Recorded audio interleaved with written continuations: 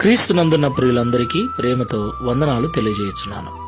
మే నెల 31వ తేదీ 2024. ఈరోజు దేవుడు మనకు చేస్తున్న వాగ్దానం ఏమిటనగా కీర్తనల గ్రంథము 64వ కీర్తన 10వ చరణం. యథార్థ హృదయులందరూ అతిశయిల్లుదురు. ఆమెన్. నా ప్రియమైన సహోదరి సహోదరులారా, అతిశయిల్లటము అంటే గౌరవించబడటం, కీర్తించబడటం. దేవునికి మహిమ కలుగునుగాక. మనమందరం కూడా అందరూ మనల్ని గౌరవించాలని, మనము లేకపోయినా మన గురించి కీర్తిస్తూ ఉండాలని మనం కోరుకుంటాం. అది మంచిదే. అయితే గౌరవం అన్నది, కీర్తి అన్నది మన దగ్గరున్న డబ్బును బట్టో, పదవిని బట్టో, ఉద్యోగాన్ని బట్టో వస్తుందని చాలా మంది అనుకుంటూ ఉంటారు. అది నిజమే. అయినా డబ్బు ద్వారా, పదవి ద్వారా, ఉద్యోగం ద్వారా వచ్చే ఆ కీర్తి, ఆ గౌరవము అవి ఉన్నంత వరకు మాత్రమే ఉంటుంది.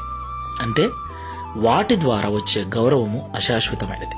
మరి శాశ్వతమైన గౌరవము, శాశ్వతమైన కీర్తి మనమున్నా మనం లేకపోయినా ఇతరులు మన గురించి గొప్పగా మాట్లాడుకుంటూ ఉండాలంటే మనం ఈ లోకంలో జీవించినంత కాలం యథార్థ హృదయులమై ఉండాలని దేవుడు కోరుకుంటున్నాడు. అబద్ధము లేని జీవితం, లోపల బయట, వెనక ముందు ఒకే మాట, ఒకే జీవితం.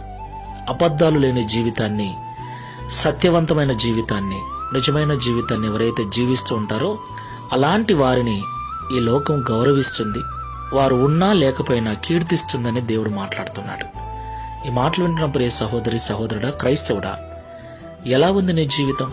సంఘంలో ఒకలా, ఇంట్లో ఒకలా, ఆఫీస్ దగ్గర మరొకలా ఇలాగ జీవిస్తున్నావా? ఒకసారి పరిశీలన చేసుకుని ప్రార్థన చేసుకుందాం.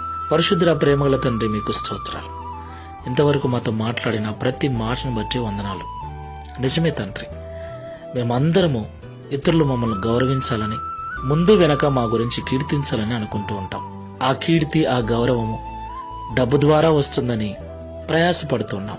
అయితే డబ్బు ద్వారా వచ్చే గౌరవమైనా, పదవి ద్వారా వచ్చే గౌరవమైనా అవి ఉన్నంత వరకే ఉంటాయని, అశాశ్వతమైనవని మాతో మాట్లాడారు. శాశ్వతమైన గౌరవము, శాశ్వతమైన కీర్తి మా యథార్థ హృదయం ద్వారానే, మా యథార్థవంతమైన జీవితం ద్వారానే వస్తుందని మాతో మాట్లాడారు.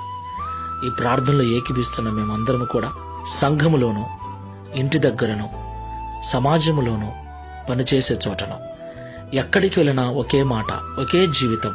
మేమందరము కూడా అలాంటి యథార్థ హృదయులమై అబద్ధము లేని జీవితాలు జీవిస్తూ నీ ద్వారా, ప్రజల ద్వారా ఘనత నొందుటకు, గౌరవించబడుటకు సహాయం చేయమని, తద్వారా ఈ దిన వాగ్దానమును మా అందరి జీవితంలో నెరవేర్చి మీ నామమును మహిమపరచుకొనమని యేసు నామములో ప్రార్థిస్తున్నాము తండ్రి.